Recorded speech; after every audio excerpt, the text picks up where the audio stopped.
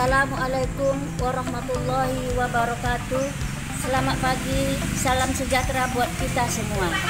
Saya Ibu Maimunah, SPDSD yang berasal dari SD 04 Teluk Batil, Sungai Apit, mewakili kelompok 3 logika dalam pelatihan pembelajaran mendalam di SD 01 Suat Lanjut Siak.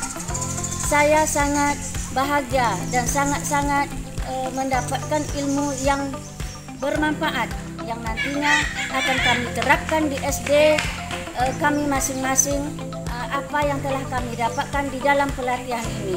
Selanjutnya kami akan mengunggahkan atau menayangkan video yang akan kami tayangkan berikut ini.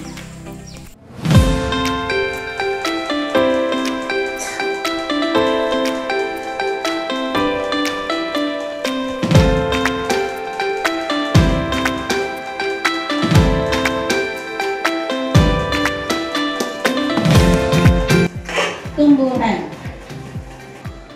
Tujuan kita mempelajari ini agar kita tahu ya, apa fungsi atau tujuan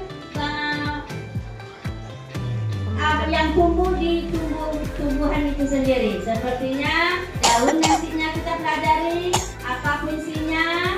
Ada nantinya batang, kita lihat nanti pada